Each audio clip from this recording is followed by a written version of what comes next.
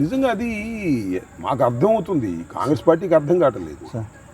జగన్మోహన్ రెడ్డి గారు కాంగ్రెస్ పార్టీకి రాజీనామా చేసిన తర్వాత తన పార్లమెంటు సభ్యత్వానికి రాజీనామా చేసి మళ్ళీ అదే స్థానంలో పోటీ చేశాడు. అవును సార్. పోటీ చేసినప్పుడు ఆయన ఓడించాలని అధికారంలో ఉన్నటువంటి కాంగ్రెస్ పార్టీ తీవ్రంగా ప్రయత్నం చేసింది. అంతకుముందు గెలిచిందంతో నాకు తెలియదు, కానీ అప్పుడు మాత్రం రికార్డ్ బ్రేక్లో సుమారుగా 5 లక్షల పైచులకు ఓటమితో గెలిపోయింది. ఎమోషన్.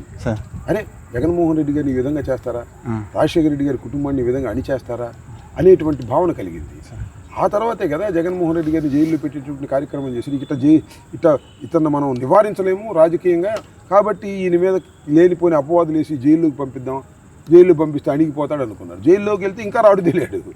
16 మాసాలు జైల్లో ఉన్నా కూడా ఎక్కడా వెనుక తిరక్కోకుండా మళ్ళీ బయటకు వచ్చాడు, పార్టీని మళ్ళా ఆగమేఘాల మీద నడిపించాడు. అఫ్కోర్స్ ఓడిపోవచ్చు, 67 సీట్లు రావచ్చు, మళ్ళీ తర్వాత ముఖ్యమంత్రి అయ్యాడు.